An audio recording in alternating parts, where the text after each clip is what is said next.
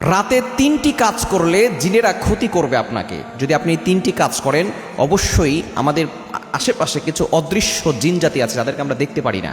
আল্লাহ পাক রব্বুল আলামিন জিন জাতি সৃষ্টি করেছেন, তবে অনেকে আবার এটা বিশ্বাস করে না। বিশেষ করে চিকিৎসা বিজ্ঞান বলে এটা মানসিক ভারসাম্যহীনতা। জিন বলতে কিছুই নাই। আল্লাহ পাক রব্বুল আলামিন মানুষও সৃষ্টি করেছেন, জিনও সৃষ্টি করেছেন। আল্লাহ তাআলা নিজেই বলে দিয়েছেন।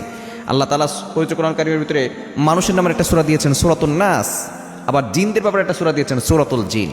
আবার আল্লাহ তাআলা বলছেন ২৭ নম্বর পারা ২ নম্বর পৃষ্ঠার ৫-৬ নম্বর লাইন সূরাতুজ জারিয়াতের ৫৬ নম্বর আয়াতে, ওয়ামা খলাকতুল জিন্না ওয়াল ইনসা ইল্লা লিয়াবুদুন, I have created the human and the jinn people to worship only me. আমি মানুষ এবং জিন জাতিকে একমাত্র আমার ইবাদত করার জন্য সৃষ্টি করেছি। সুতরাং জিন জাতি আছে, এটা বিশ্বাস না করলে ঈমান থাকবে না। এই জিন জাতি আপনাকে ৩টি ক্ষতি করবে যদি আপনি ৩টি কাজ করে থাকেন। ১ নম্বর হচ্ছে, যদি আপনি রাতের বেলা জানালা দিয়ে থুতু নিক্ষেপ করেন অথবা কুলি ফেলেন। হতে পারে কোনো জিন জাতি, তাদেরকে আমরা দেখতে পারি না, অদৃশ্য জিন জাতি। এই পরিমাণ আল্লাহ জিন জাতি তৈরি করেছেন। রাসূল সাল্লাল্লাহু আলাইহি ওয়াসাল্লাম বলছেন, যদি আমরা জিনদেরকে দেখতে পেতাম তাহলে আমরা থুতু নিক্ষেপ করার জায়গা পেতাম না। এজন্য রাতের বেলা জানালা দিয়ে কোনো কিছু ফেললে অথবা থুতু নিক্ষেপ করলে, কুলি করলে অবশ্যই আপনি সতর্ক হয়ে করবেন।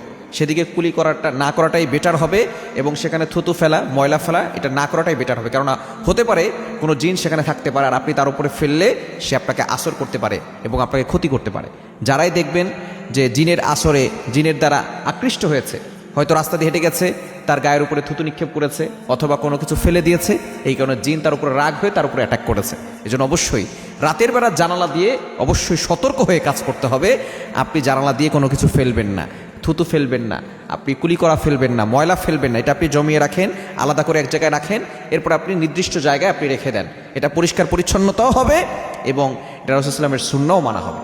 এবং দ্বিতীয় নাম্বার হচ্ছে, রাতে খাবারের যে পাত্রগুলো আছে এগুলো খোলা রাখবেন না। বুখারী শরীফের হাদিস, নবী সাল্লাল্লাহু আলাইহি ওয়াসাল্লাম নিষেধ করে দিয়েছেন, খবরদার তোমরা রাতের বেলা জানালাগুলো বন্ধ করে দাও। যখনই মাগরিবের সময় হবে তোমরা দরজাটা বন্ধ করে দিবে, জানালা বন্ধ করে দিবে।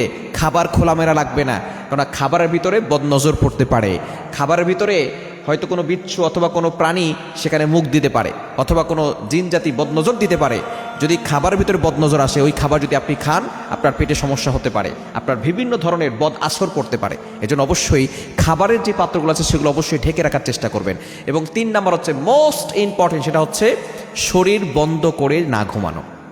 আমরা অনেকেই শরীর বন্ধ করে ঘুমাই না, শরীর বন্ধ করবেন। নবী সাল্লাল্লাহু আলাইহি ওয়াসাল্লাম প্রতিদিন ঘুমানোর সময় আয়াতুল কুরসি এবং চারকুল, সূরা কাফিরুন, ইখলাস, ফালাক, নাস। কাফিরুন পড়তেন না, সূরা ইখলাস, ফালাক, নাস এই 3টা সূরা মাস্ট বি রাসূল সাল্লাল্লাহু আলাইহি ওয়াসাল্লাম পড়তেন। এজন্য রাতের বেলা ঘুমানোর সময় অবশ্যই আপনি সূরা ইখলাস, সূরা ফালাক, সূরা নাস এই 3টা সূরা অবশ্যই পড়বেন এবং আয়াতুল কুরসি পড়বেন।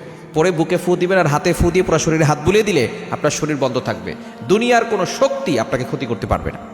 যদি আপনি শরীর বন্ধ করে না ঘুমান, দেখবেন আপনাকে ঘুমে ডিস্টার্ব করবে অথবা আপনাকে ক্ষতি করার চেষ্টা করবে। এজন্য অবশ্যই রাসূল সাল্লাল্লাহু আলাইহি ওয়াসাল্লামের সুন্নাহ মেনে চলবেন, দেখবেন আপনি সুস্থ থাকতে পারবেন, ভালো থাকতে পারবেন, দুনিয়ার কোনো শক্তি আপনাকে ক্ষতি করতে পারবে না।